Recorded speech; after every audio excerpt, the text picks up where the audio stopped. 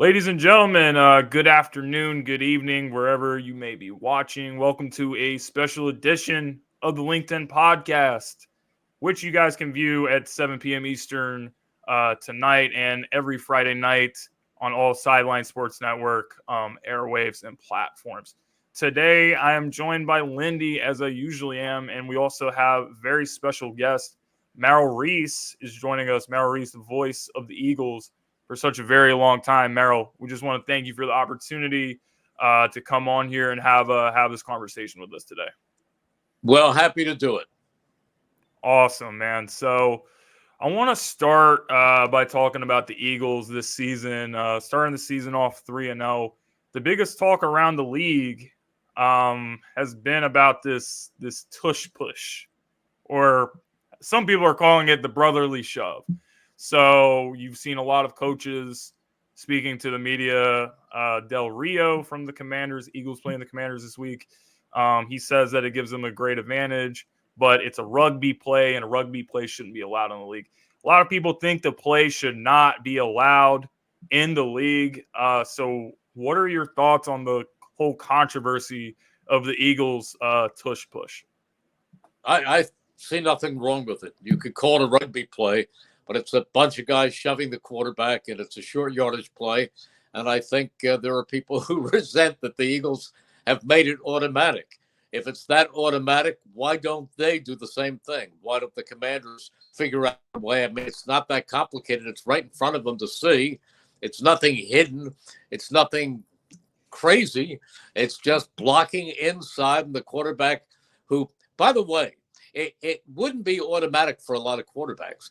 You've got to remember that Jalen Hurts has a tremendously strong lower body, and he thrust forward. In fact, he may pick up some of those first downs without the push from behind. But I think if they are resentful, rather than worry about whether it's legal, because it is legal, they ought to work on it themselves. So at the end of the day, it just kind of seems like a lot of teams are complaining about it, but when they try to do it, it isn't as effective. It's very effective for many, many years ago, I will bet you there were people who complained about the forward pass. Maybe so. But it just seems like the Eagles just have the personnel, which is why they are so successful. So just speaking on the Eagles, it seems like the Eagles to this season, people have been a little bit concerned with the way the team has looked. Not looking as much like the team from last year, although the first 3 weeks of the season they looked to be improving a little bit. So should there be like any level of concern, and when do you expect the team to kind of start humming and start getting on that right track again? May I ask you something? Sure. Why that people think back to last year and say that team was great, which they were. They were 14-3 and they went to the Super Bowl. But do you realize that last year this team struggled to win the opener in Detroit? Struggled. They had to come from behind against Jacksonville in the rain. They barely won in Arizona. They had to use Dicker the kicker to win that game. Do you remember the game at Indianapolis? They won that by a point. The last I checked, the Eagles are 3-0. They are 3-0. And that's all that counts. That's all that counts. I had a golf pro one time tell me there are no pictures on the scorecard. Did you get down in 3? Did the ball go in the hole? The Eagles have played 3 games and they've won them all. So why all the nitpicking? I don't know. Great teams find a way to win games. So, Merrill, my next question has to do about your career, being in the booth for as long as you have. So you've been doing this stuff for such a long time. I just want to know about your relationship with Mike Quick. You guys have obviously been working together since 1998. So what's it like working with a guy like him, and how has the dynamic of you guys working together improved over the years you guys have been working together? Well, number one, when Mike was a player, I always felt that he was one of the most easy to talk to guys. He was always gregarious. He was always friendly. He was always laid back. He's the same Mike Quick you hear on the air. So before he retired, we had a very friendly relationship. And then when he moved into the booth, it was a matter of coordinating things. Initially, we'd go out to practice, to training camp, and I'd call a play and he'd give a response. And I told him, if you don't have anything to say, don't say anything. And then for the first month or two, when he had something to say, I told him to tap me. So he would tap me, and I would tap him back and give him the cue to go on and give his response. And we did that for a while, and then we did it less, and then we did it less, and then it went away because he was able to feel and anticipate when I was coming to him for a comment, and he was able to pick it right up. And it just grew over the years. Mike and I have been in the booth together for 25 years. I've been in the booth now for 47 years. So it just grew. But the easiest thing to say is that it's part of our friendship. There are two guys who get together every Sunday or Monday or Thursday or whatever and watch the game and enjoy it together. Absolutely incredible stuff. Lindy, do you have anything? Yeah, we were talking backstage. I got three of my own. Jumping onto the last question that James just had for you, and you may have been asked this before, but me realizing that after holding the throne of Philly sports media, especially on radio, being such a figure for nearly 50 years, what are the biggest pieces of advice that you could give or have given that you can give to those who are aspiring to become something in a similar career path to what you have done? It's a very good question. And I think my response is going to surprise you. I was not somebody who grew up watching games on television and calling them or turning down the sound and pretending to be a play-by-play announcer. Although what I was generally doing was playing sports. I love sports, not playing sports. People say this is my dream job. Well, it became my dream job when I realized that at 5 feet 8 and 140 pounds, I wasn't going to quarterback the team. But I loved it.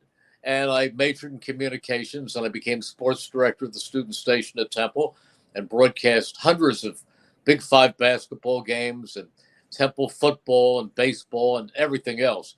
And but the biggest advice I have to a young person is to become a voracious reader.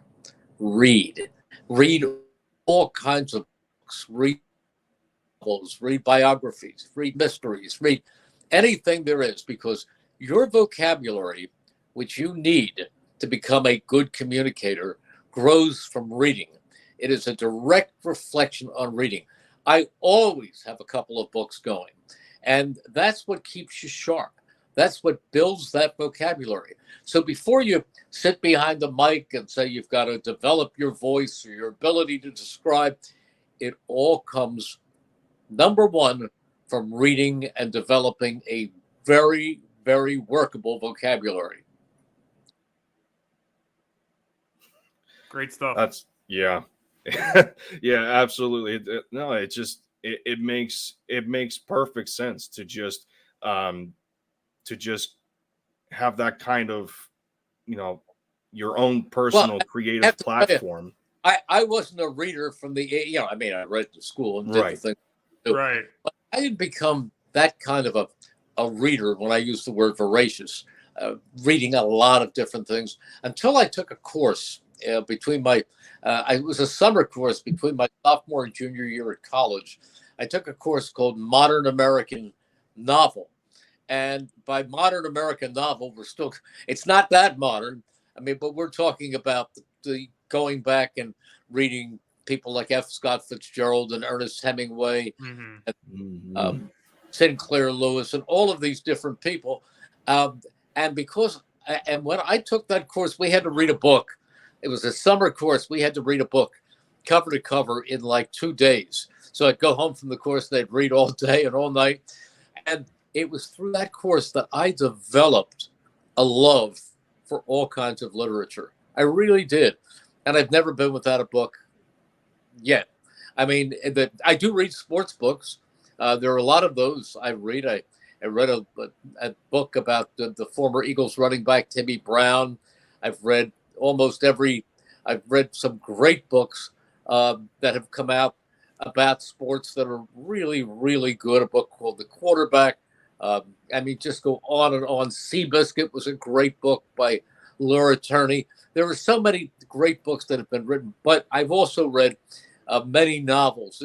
There's a writer by the name of Eric Larson who writes historical novels where they're not novels. I'm sorry. They're nonfiction, but they read like they're novels. I just read one by him called, I think it was called Thunderstruck. It was about Marconi and the invention of the radio or the wireless. And while there's a murder going on, and there's all kinds. He wrote a book called The Garden of Beasts, which is about a professor, a college professor, who was sent to Berlin prior to World War II as an ambassador. There are so many great books. The Devil in the White City is about the World's Fair of Chicago back around 1920, and a serial killer prowling the area. I mean, they're great books by Eric Larson. Mm-hmm.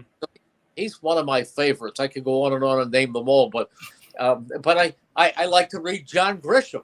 I wrote a good book this year called Boys from Biloxi that kept me turning pages for about a week.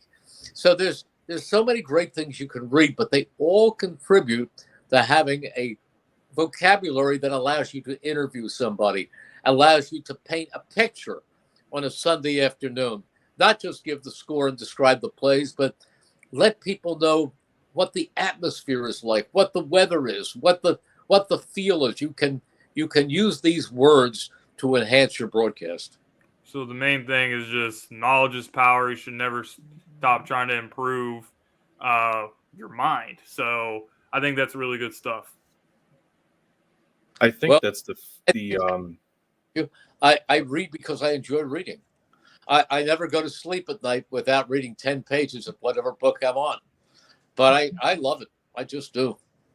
But I also read cover to cover Golf Magazine, Golf Digest, everything to do with golf and football. I remember being the same way with hot rod magazines and anything between muscle car related and Eagles football for myself. But I think that's the biggest thing to me is the discovery of the unknown and something that you didn't expect yourself doing, but what it can create. I always subscribe to Car and Driver because I am a sports car aficionado. Love. Okay. Sports. Oh, really? I didn't know that. Oh, I love them. What's your favorite car? Sports car. My favorite car is one that I have now, a Porsche Boxster. Oh, really? When did you get that? 2 years ago. Love it. Yeah? Mm-hmm. That's pretty cool. Love 6-speed. I just love a manual transmission. I love convertible. It's my dream car. That's awesome. Being a car enthusiast myself, I totally get that one. You don't want a lot of guys just don't want the aggressiveness of a 911, but it's the Boxster's like the perfect in between. It's your touring car, but it has the sports feel at the same time. So I totally get that one. It's a great car. Absolutely. So number 2 for me, and this one's also tied to history in a sense, and I'm curious about this one. So we talked about last year's Eagles squad, and despite them not winning it all, and that Super Bowl loss still holds heavy on a lot of Eagles fans' hearts. And I remember in an interview, you still thought the Eagles that day were the better team despite them losing. So going off that, where do you stack that team up against the other Super Bowl teams in Eagles history? Well, there's only one that won. Right. And that was Doug's team back in technically 2018, February 4th, 2018. So was last year's team more talented? Probably more talented. I mean, an amazing offensive line, a lot of great players. Even though he was the MVP of the Super Bowl, I would say that Jalen Hurts is more talented than Nick Foles. But although Nick had his game of games, he was phenomenal that day. That one was very, very good. But I would think that last year's was more talented. And I'll go one step further. I'm going to tell you this. This is a better team than last year's. Now, that doesn't mean they're going to go to the Super Bowl or win the Super Bowl. But I'm saying that when I look at this team and what they lost and what they gained, this team is better. I mean, last year's team had a rookie, Jordan Davis, who was hampered by a concussion, by a high ankle sprain. Last year's team didn't have somebody by the name of Jalen Carter. He is fierce. He is absolutely unstoppable. And when you put Jordan Davis, who has matured and is playing lights out football, and Jalen Carter, I mean, if I were Sam Howell, I think I'd be hiding behind a rock right now. Sam sacked already 19 times this season. I think it will grow. Wow. Watch out. Now, listen, I'm the broadcaster. I'm not the coach. So you can say these kind of things. So I can say these kind of things. I also found the way last year, and the Eagles were 8-0, and Washington came in and beat them. Yep. So you never really know. Things happen. And when I tell you this is a better team than last year's, I keep my fingers crossed, because you can take a team that is so good, that is potentially 14-3 or 15-2, and if you get the wrong three people injured at the wrong time of the season, that team could just as easily be 9-8. You don't injuries. The NFL is a war of attrition. Look at Dallas. I mean, Trayvon Diggs. That's a major loss for them. Yes. Our line banged up as well. Yeah. This is a great offensive line. This is a great offensive line. The only difference is they have Cam Jurgens in there instead of Ciamalo. But this is a great offensive line and a phenomenal defensive line. When you look at those two guys, Jordan and Jalen, and then you add to that Fletcher Cox, who doesn't have to play as much, and he can come in fresh and wreak havoc. He looked very good this season. Great. And Brandon Graham is still out there pounding away. Josh Sweat, how good is he? Milton Williams has played well. This is good. And there are some young players on this team who you have yet to see for more than a play here and play there. But believe me, you're going to hear about Nolan Smith, and you're going to hear more about Sidney Brown. These guys are really good. And how about Reed Blankenship? Great interception last week. Yeah, I loved it. These guys, there's a PGA commercial where they go, "These guys are good." Well, these guys are good. I got to tell you, man, a lot of people said during the offseason, losing a guy like Javon Hargrave, 10 sacks last season, losing a guy like CJ Gardner-Johnson. A lot of people wondered where this team was going to end up, but these guys that have come in have definitely answered the bell. Would you rather have Javon Hargrave, who played well, who played great last year, or Jalen Carter? I would have to say Jalen Carter, because he's younger. He has that generational upside, and he's a piece that you can build your defense around for years to come. Even though Javon's great, I think Javon has peaked. I don't think Jalen has peaked whatsoever. I don't like to get carried away and put guys in Canton after 3 games. But my favorite coach of all time, I have to tell you, is Dick Vermeil. And I heard Dick, he does a weekly piece on WIP. And I heard Dick on WIP this morning compare Jalen Carter to Reggie White. Woo! Okay. Yep. That's some pretty big praise. A lot of people think Reggie's the greatest Eagle of all time. Best ever, arguably. I mean, he's one of the best ever. So I'm not. Again, it's early. Like I said something about Sidney Brown, who and I was disagreed with, but I came off and I said that Sidney Brown reminds me of a young Brian Dawkins, and Howard Eskin, who does our sidelines, said you can't compare him to Brian Dawkins. Well, I'm not comparing him to the Brian Dawkins who was a Pro Bowler every year, or the Brian Dawkins who went into the Hall of Fame. I'm only comparing him about the young Brian Dawkins who came here from Clemson. Mm-hmm. The truth of the matter is, they're the same. They're the same. His teammates call Sidney Brown a heat-seeking missile, and that's what Dawk was. I like that. Yeah, I can see where it comes from, because you match the tenacity of how Weapon X used to play, and then you look at Sidney not being afraid to go sideline to sideline and really attack the ball carrier, and that's definitely where it's coming from. And pass breakup on Monday night in the end zone. Yeah, how about that? Yeah, he's special. This kid's special. The other thing to me, and I think it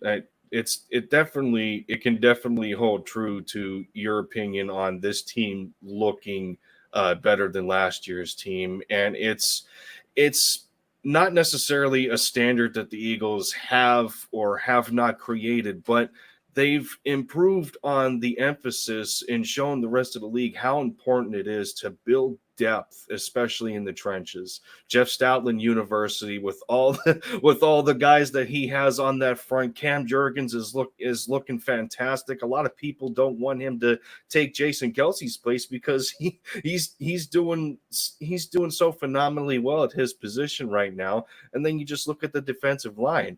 Marlon Tuipulotu is going to be one of my unsung heroes this week, because you just have that nice rotation going. Everybody can stay fresh, and it's just like watching the Super Bowl team from 2017. That was one of our biggest advantages. See, that you're one of my unsung heroes because you can say Tuipulotu without messing it up. It is a pet peeve of mine that I make sure that I get the players' pronunciations of their names correct. So that's me. He does. He's big about that. But since and then I'll rotate and keep going on the topic of the current team. And this is another situation that I feel is unique. That's not seen very often in the NFL. One of the more interesting quarterback coordinator relationships that we got going on is what we see between Jalen Hurts and Brian Johnson. The amount of history that there is to go back between the two of them. Brian was heavily involved in Jalen's father's football programs and what have you. He goes up against three strong defensive minds in the first 3 weeks of this season between Bill Belichick, Brian Flores, and then Todd Bowles for the Buccaneers, who, well, he's the head coach, but he still coaches that defense. Three strong defensive minds. And I look at that, and then, I ask people, and then I'll ask you this, and how would you say he's done so far as an offensive coordinator for this team? And, is the early criticism that he's receiving, across the fan base or from analysts or other writers, fair in a sense? No, they don't know what they're talking about. How bad was that 9-minute drive at the end of to wrap up the game in Tampa Bay? Oh, geez, I think he did something right there. Or they're 3-0. I mean, and you're right about the relationship. He's known Jalen Hurts since he was 4 or 5 years old. So Brian Johnson is so smart, and so is Sean Desai. These guys are terrific. They are so bright. And I think Michael Clay, the special teams coordinator, does a great job too. boy, did Britton Yes. Covey him look smart last week. And I think it was at one point, a lot of people had Michael Clay on the hot seat, and nobody really had a whole lot of faith in Britton Covey because they're thinking, oh well, he's going to just take a bunch of fair catches like Greg Ward used to do, and then he breaks that out after us seeing what Devin Allen did in the preseason game. And well, it's now everybody's starting to think, well, I think we have our guy back there. But when you talk about great return men, you talk about guys like Darren Sproles and Danny Amendola. Do you know that last year, Britton Covey averaged over 9 yards per return, which was greater than Darren Sproles and Danny Amendola in their rookie years. So you're saying people are not giving him much of a chance. You're just saying, like, this guy can't play. See, I used to stay up late a few years ago on Saturday nights because Utah would be invariably on, and I wanted to see Britton Covey. That's how much I enjoyed watching him. He's spectacular. Spectacular. All right. Well, Covey, we'll have to see if he can continue what he did last week. Huge return last week. So, Lindy, if you don't have anything else, just want to turn it over to you, Merrill. If there's any events or other things that you want to promote while we have you on our show, and we definitely want to thank you for your time today. I mean, I do a little radio show on the station where I'm sitting right here, WBCB in Levittown, and we are also online at WBCBsports.com. And I do a Tuesday night show on that from a different Chickies and Pete's, and with those type guests. This week we have Mike Mamula. Last week we had a couple of weeks ago we had Mike Mayotte, who had been the general manager of the great guy. Mike's wonderful. He had been the general manager of the Raiders, as well as the top personnel expert for the NFL Network.